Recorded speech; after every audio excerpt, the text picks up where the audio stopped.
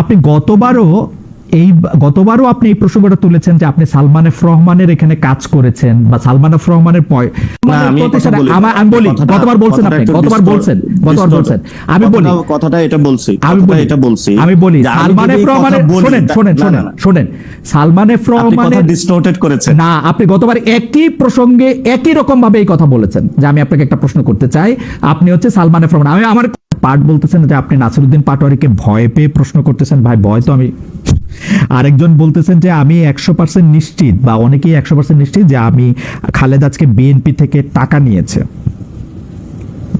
Fair enough. আমি খালেদ ভাই আপনাকে আমার একটা কোশ্চেনের আজকে ইচ্ছা ছিল খুব। জি করেন। যে আপনারা তো সবসময় আমাদেরকে জিজ্ঞেস করেন আমাদের ইনকাম সোর্স, যে আমি একটু ঠিকানা সম্পর্কে একটু জানতে চাচ্ছিলাম আজকে। কি জানতে চাচ্ছেন বলেন?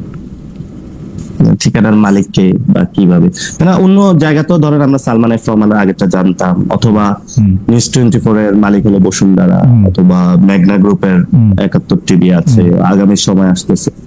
আমাকে আজকে একজনে জিজ্ঞেস করতেছিল যে ঠিকানার কি অথবা কি, এটা একটু জানলে তাহলে আমাদের জন্য একটু ভালো হতো। আমি বলি ঠিকানা হচ্ছে নিউ ইয়র্ক থেকে বাইর হওয়া একটা সাপ্তাহিক পত্রিকা যেটা 35 বছর এই বছর পার করলো। তো ঠিকানাতে মালিককে এটা বলা যাবে এম এম শাহিন।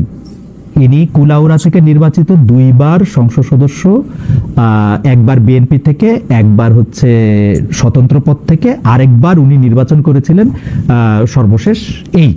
কিন্তু আমরা যে ঠিকানা ডিজিটালটা করতে চাচ্ছি, যে ডিজিটাল কন্টেন্টের, সেই ডিজিটাল কন্টেন্টের সাথে ঠিকানা যে পত্রিকা, সেই ঠিকানা পত্রিকার সেই অর্থে কোনো সম্পর্ক নাই। আচ্ছা সিস্টার কনসার্ন আমি ওই বলতে পারি।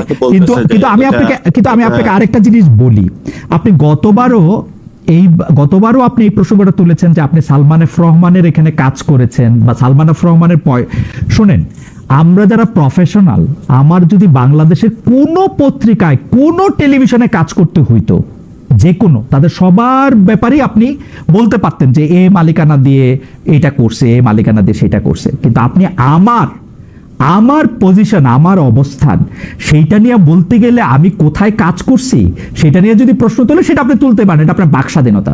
কিন্তু আমি আপনাকে বলি, আগের বারও আপনি এই কথা বলছিলেন যে আপনি তো বেক্সিমকো সালমান এফ রহমানের, শোনেন সালমান এফ রহমানের প্রতিষ্ঠান, এটা অন রেকর্ড বলতেছি, সালমান এফ রহমানের প্রতিষ্ঠান আমি বলি গতবার বলছেন আমি বলি কথাটা এটা বলছি আমি বলি সালমান এফ রহমানের, শোনেন সালমান এফ রহমানের ডিসটোর্টেড করেছেন না, আপনি গতবার একই প্রসঙ্গে একই রকম ভাবে এই কথা বলেছেন যে আমি আপনাকে একটা প্রশ্ন করতে চাই, আপনি হচ্ছে সালমান এফ রহমান। আমি আমার কথাটা শেষ করতে দেন, আমার কথাটা বলতে দেন।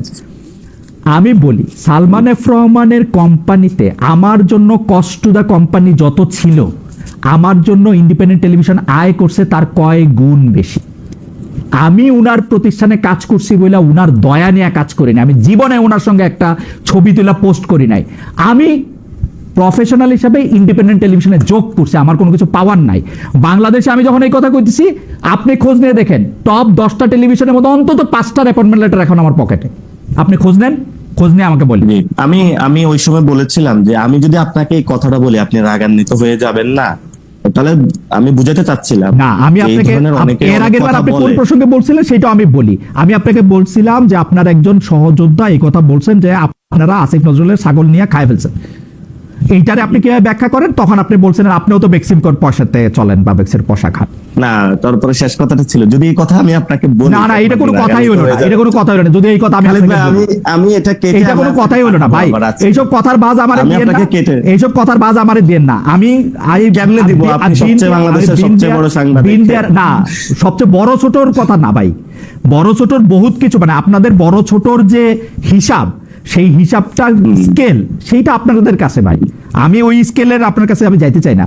হাওয়েভার আমি আপনাকে যে একটু জামাতে ইসলামের ব্যাপারে যেটা একটু জিজ্ঞেস করতে চাইছিলাম, সেটা হচ্ছে যে আপনাদের উপরে হামলা বা আক্রমণ হওয়ার পরে জামাতের 60 বছর বয়সী সংসদ সদস্য 17 বছরের কিশোরীকে চাকরির প্রলোভন দিয়ে, এটা হচ্ছে মনিরা শারমিন, উনি স্ট্যাটাস দিয়েছেন এর পরপর প্রলোভন দেখিয়ে যে কেলেঙ্কারি জন্ম দিয়েছেন, সেটাই জুলাই মাসেই ছিল। এই ঘটনা শুধু আলোচনাতেই ছিল না, বরং বিব্রতকর পরিস্থিতি ছিল। কিছু মানুষ দেখলাম যারা হামলার প্রতিবাদ না জানিয়ে এর মধ্যে ডিপ প্ল্যানের গন্ধ পাচ্ছে, এনসিপি রাজনীতি দাঁড়ালে কারো কারো অসুবিধা হবে, এটাই স্বাভাবিক, নিজেদের ব্যর্থতা অস্বীকার করে অন্যকে সন্দেহের চোখে দেখা এক রকমের অসুখ।